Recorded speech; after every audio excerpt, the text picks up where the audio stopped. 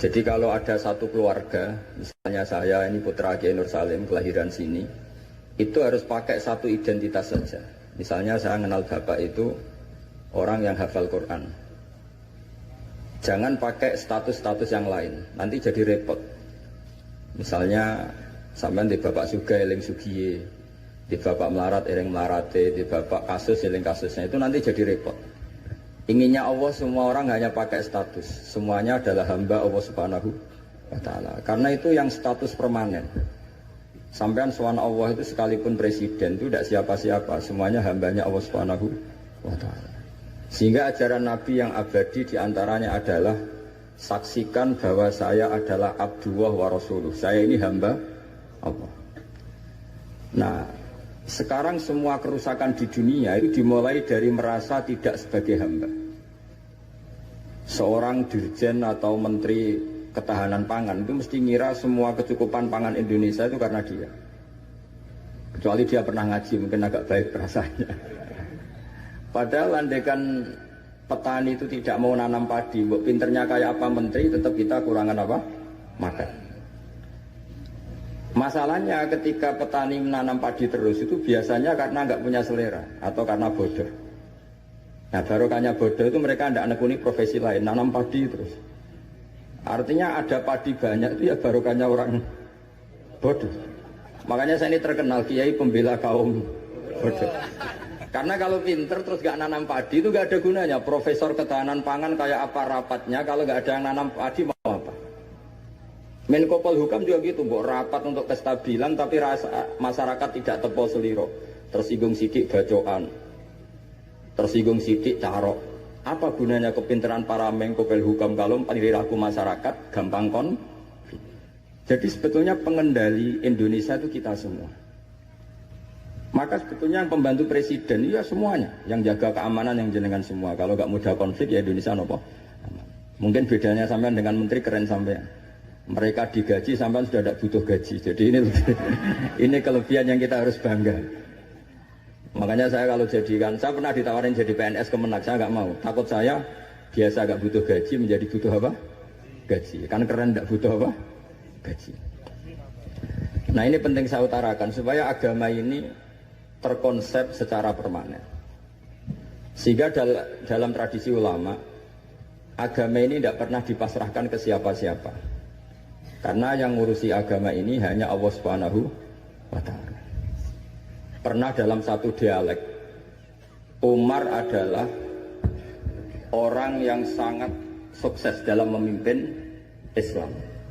Sampai menaklukkan zaman itu sudah sampai Eropa Timur, sampai Asyirkul Aqsa. Sehingga kayak apa kerinduan orang sama Sayyidina Umar radhiyallahu anhu. Singkat cerita mereka tidak kebayang kalau setelah Umar itu ada pemimpin yang sekali berumar. Sehingga Umar dipaksa dengan tanda kutip dipresur supaya bikin pengganti suksesi. Setiap Ibnu Umar anaknya jalan-jalan kemana-mana, itu mesti masyarakat bilang gini, Mbok yo abah kamu itu bilang ada suksesi supaya pemimpin ini jelas tahapannya. Terus mereka bikin analogi itu kias. Kalau ada kambing 100, penggembalanya tinggal gelanggang, itu dianggap dolim, tidak ya dolim, pasti kocar kacir. Apalagi ini penggembala manusia, kalau suatu saat Umar meninggal, itu pasti kacau. Umar sempat tertarik sama pikiran itu, sehingga beliau ingin menunjuk seorang khalifah pengganti. Lama-lama beliau bangun terus bilang gini, tidak jadi. Agama ini yang punya Allah, jadi nggak boleh dipikir oleh Umar. Agama ini pernah ditinggalkan orang yang lebih baik ketimbang saya, yaitu Abu Bakar, tetap jalan. Dan agama ini pernah ditinggalkan oleh Rasulullah SAW, orang terbaik di dunia, dan tetap jalan. Karena yang ngurusi Allah. Makanya sekarang nggak ada wali songo itu. Mungkin zaman wali songo Panjunan tidak seperti ini. Tapi sekarang dipimpin Ustadz TPG, Islamnya lebih maju ketimbang zaman dipimpin wali songo. Bukan karena ustadznya yang lebih hebat dibanding wali songo, memang agama ini diurusi oleh Allah Subhanahu wa Ta'ala. Ustadznya kasus ya agama jalan. Oh itu banyak cerita-cerita di TV ustadz apa?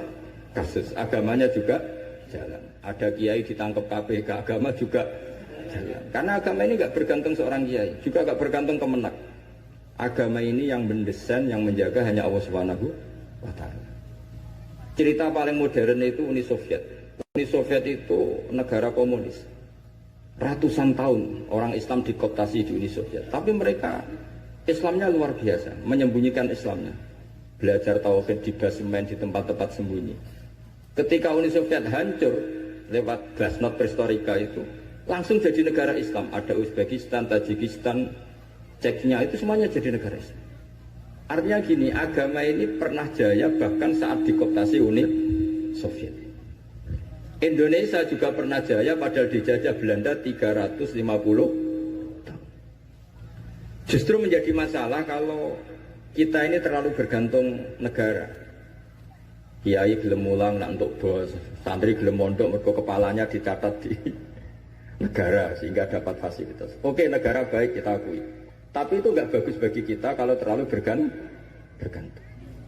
Karena biasanya kita berkontribusi kepada agama, sekarang mendapat dari negara untuk ngurus agama. Masalahnya bukan di ngurusnya, ketergantungan ini yang menjadi Islam nanti bahaya ketika ada masalah. Nggak biasa imun ya, nggak biasa kebal. Sehingga pikiran-pikiran para ulama dulu, cara berpikir itu agama ini harus dijaga. Karena kita yakin Allah yang menjaga. Kenapa saya cerita demikian? Karena Islam di Indonesia sekarang itu luar biasa. Katanya malah Islam terbaik di dunia sekarang. Kenapa kok terbaik di dunia? Kenapa Islam Indonesia punya gelar terbaik di dunia? Di mana-mana, di Mesir, di Syria, di Irak itu konflik. Dan kalau konflik sampai saling bunuh. Kita tahu urutan dosa besar satu adalah musyrik, nomor dua adalah orang mukmin saling apa? Bunuh. Nah Indonesia boten, gedeng tanggane mau ngerasani tok, tinggu kegiatan itu. Ya hanya gitu-gitu tok. Yang bisa nyantet ya tidak nyantet. Jadi biasa saja. Nanti kalau bodoh ya kosong-kosong lagi, nanti tukaran lagi ya gitu.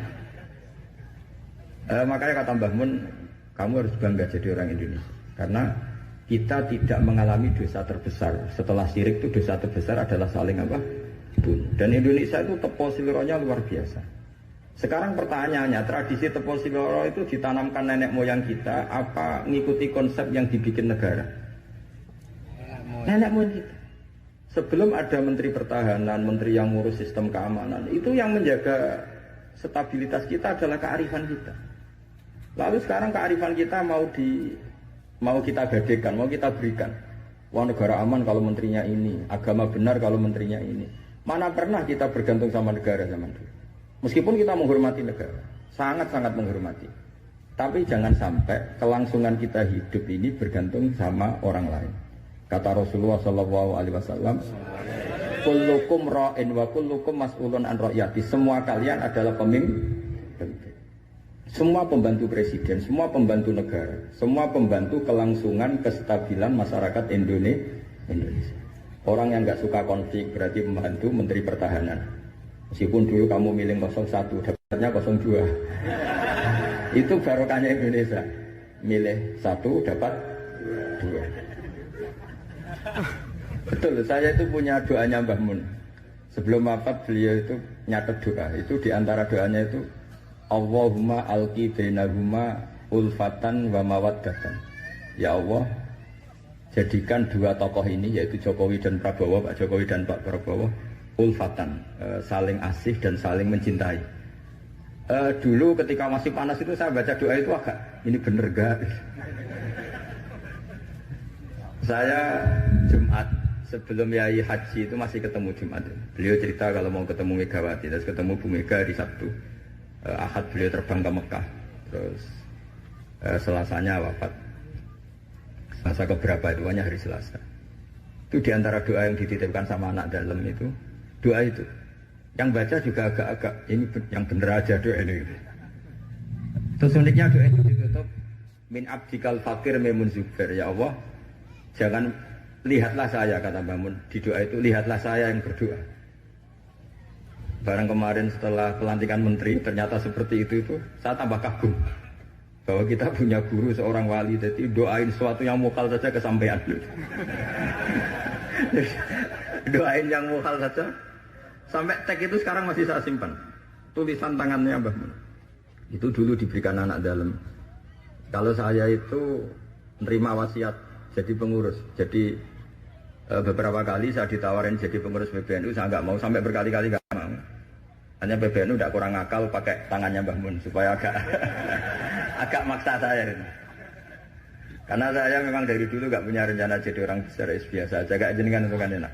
Mau ngopi santai, mau melarat ya pantas, mau keliru ya pantas karena ada kiai itu. Jadi enak lah. Jadi kiai itu kan tidak enak. Nak ramangan dia lesu tapi nak keliru disalahkan orang akeh. Nah sampai nak salah dimaklumi. Jadi enak. Pokoknya masyarakat awam itu enak. Terus jadi kiai ruginya gini. Misalnya saya orang alim alama, ada pengumuman, Gus Pak masuk surga. Nanti pengumuman kedua itu mengecewakan dan para penggemarnya. Memang aturannya. jadi rugi sebetulnya. Karena memang aturannya gitu. Para wali, para orang alim ini kan dapat masuk surga. Tapi pengumuman kedua itu dan itu nggak ada syaratnya. Pas para penggemar itu nggak ada syarat. Siapa saja bisa. Makanya terus banyak orang jalan pintas, nggak mau alim sendiri ya, penggemar Gus Pak aja. Itu sebetulnya oportunis, itu orang nakalan lah kira-kira gitu. Terus akhirnya saya ditimbali beliau, kata beliau menyuruh saya supaya mau jadi di antara jajaran Suriah. Yang unik dari wasiat beliau itu bukan masalah Suriahnya. Kata beliau, Indonesia itu harus kamu jaga. Bila perlu nanti di lembaga dakwah NU itu melibatkan orang macam-macam, dari partai macam-macam, termasuk partai PDI. Terus ketika tak tanya kenapa ya, sing iso jaga Indonesia itu nasionalis dan religius. Dan yang menjaga ini penting kata beliau. Ojo sampai Indonesia itu didosa paten pinaten. Carane ya aku kudu rukun mbek Megawati ben mewakili kaum religius dan nasional. Kok nek paten pinaten repot koyo Mesir Syria. Jadi fikihnya Mbah Mun itu jangan dilihat misalnya seorang kiai ketemu megang enggak. Lihatlah ini satu ikhtiar supaya Indonesia itu damai. Napa? Indonesia. Saya termasuk santri yang akhirnya mencari-cari argumentasi itu. Singkat cerita, saya nyari itu di khazanah-khazanah kitab dan ketemu, yaitu Rasulullah pernah berdamai dengan Suhail bin Amr. Suhail bin Amr itu tokoh kafir Quraisy yang bisa mengendalikan Quraisy. Sekali dia komando perang maka perang. Padahal posisi Nabi sudah di Hudaybiyah, kira-kira 25 kilo dari Mekah. Itu kalau perang pasti banyak korbannya. Dan itu semua perjanjian merugikan Nabi, tapi diterima saja. Asal tidak terjadi saling bunuh, saling chaos, saling kolab. Itu yang ditiru Mbah Mun. Tapi sekarang orang enggak, kadang pakai hitam putih. Pokoknya saya putih pasti benar, ini hitam pasti salah. Yang dilupakan adalah kalau betul orang lain itu hitam, ini pun tanggung jawab kita karena ini juga umatnya Rasulullah Shallallahu Alaihi Wasallam. Sekarang ketika kamu melihat orang salah, itu jika itu bagian dari keluarga kamu, inginnya memberi sanksi apa membenahi? Membenahi. Makanya dalam sebuah kitab yang diceritakan Sarah Hikam, kitab paling terkenal di kalangan pesantren, kitab Hikam. Dan cerita itu benar menurut saya. Ini cerita yang versi kitab Hikam. Nabi Ibrahim diterbangkan ke alam malakut. Terus melihat para pezina. Allah tanya, menurut kamu diapakan? Bunuh saja ya Allah, mereka makan rezeki engkau tapi tidak mengindahkan aturan kau, mereka pezina. Sama Allah diturutin. Terus dilihat lagi para pemabuk. Menurut kamu gimana bunuh saja, mereka itu hamba engkau, makan dari rezeki engkau tapi tidak mengindahkan perintah engkau. Sampai sekian bentuk maksiat, Ibrahim usulnya bunuh saja, habisi saja. Lama-lama suatu saat, ini cerita yang di Sarah Hikam, Ibrahim disuruh nyembelih Ismail. Yang terkenal dalam riwayat memang yang disembelih itu siapa? Ismail. Meskipun ada perdebatan ulama, apa Ismail, apa Ishak. Tapi kita ngileh yang Ismail saja. Umumnya orang meyakini itu siapa? Ismail. Nabi Ibrahim itu kagetnya bukan main, ngepek. Ya Allah yang benar saja. Ini samratu fuadi, ini buah hati saya. Kenapa engkau suruh membunuh? Jawabannya Allah. Ibrahim, kamu ingat gak? Ketika kamu melihat orang-orang maksiat, usul ke saya supaya dibunuh ya Allah. Kata Allah, aku itu ya gelo, aku sing gawe aku enak wae usul kon mutan mateni. kon saiki anakmu sing gawe aku. Takon mateni ki keberatan. Mewangis Nabi Ibrahim. Ini pelajaran bagi kita. Kowe nek ora misale nyuwun sewu cah wedok nganggo sepeda motor luwanan wis buwanter. Anake sapa luput suruh. Tapi nek jelingno, oh niku ponakane jenengan. Oh, mesti gitu. Sebetulnya keantian kita pada maksiat itu bukan karena maksiat. Plus orang itu tidak keluarga kita.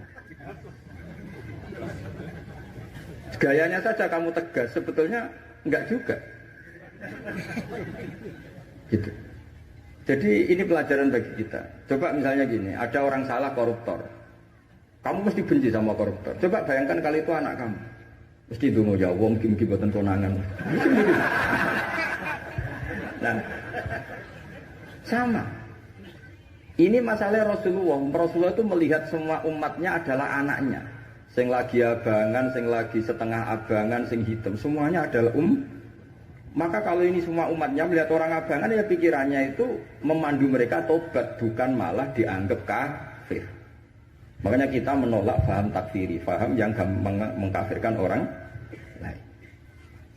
Karena ibaratnya faham takfiri itu enggak rasional, secara fikih enggak rasional. Allah yang Tuhan saja, yang punya semuanya, itu jelas ngendikan qul ya ibadiyalladzina asrafu ala anfusihim la taqnatu min rahmatillah. Terus ayat wa anibu ila rabbikum. Orang-orang yang sudah melampaui batas oleh Allah dipanggil, ayo kembali ke saya kembali. Kemudian orang-orang takfiri ini, orang-orang ekstremis ini, hamba Allah yang sedang maksiat dianggap tidak Islam atau kafir, keluar dari area kemukminan. Wong yang Allah Tuhan saja yang di luar disuruh masuk. Ini yang sudah masuk malah disuruh keluar. Coba Nabi diutus jadi Nabi itu untuk mengislamkan orang kafir apa untuk mengkafirkan orang Islam? Ya Nabi lo diutus itu untuk mengislamkan orang kafir apa mengkafirkan orang Islam? Mengislamkan orang. Makanya aliran-aliran ekstrim sidik-sidik ngafirkan orang itu satu mesti goblok, mesti. Dua mesti gak tahu ngaji. Tiga terlalu semangat tapi khazanah ilmunya itu pas-pasan. Karena tadi kebencian kita ini pasti ada unsur dengan tanda kutip nafsu. Ya tadi kamu benci sama cawe wedok sing kuwatokan cekak sepeda motor buwanter. Bareng mbok pisoi jebule wong ayu banget seneng kowe. Kira-kira masih misoi ndak gitu. Itu mesti atau gini, kamu benci sama orang yang nyulayani janji. Zaid tidak janji sama kamu mesti marah. Janjian kok gak rene gini-gini. Coba Zaid itu orang yang ngutangi kamu. Berani nggak ngumpat-ngumpat Zaid meskipun nyulayani janji. Zaid itu orang yang memberi utangan kamu 10 juta terus janjian nyulayani janji. Bisa nggak kamu bentak Zaid? Terus gak ditagih wis seneng. Artinya ketika kamu disulayani janji marah itu mesti gini. Sudah nyulayani janji plus tidak berjasa. Nah ini yang kita dapat kearifan dari Nabi Ibrahim. Saat kita enak saja usul orang maksiat dibunuh, dimatikan oleh Allah, itu plus mereka kebetulan tidak anak kita. Coba andaikan zaman di alam malakut Ibrahim tahu yang nakal itu anaknya, apa kira-kira usul demikian? Nah makanya ini jaga kearifan kita, bahwa bayangkan orang lain itu keluarga kita. Makanya kearifan dari bapak saya, bapak itu senangnya kancanan orang macam-macam, masuk musim bulet-bulet. Terus setiap saya tanya, kenapa Pak? Sing gelem dadi ngono iku ya sapa? Mesti jawabannya gitu. Karena itu kearifan. Sing gelem dadi ngono iku santrinya bapak dulu yang bulet ya banyak. Iya iku bengkel, nek ora gelem dadani barang rusak ora usah dadi apa? Ya. Makanya saya ini keterusan, saya termasuk jenis kiai yang enggak tegas. Tapi karena kearifan. Kiai yang terlalu tegas itu biasanya dapati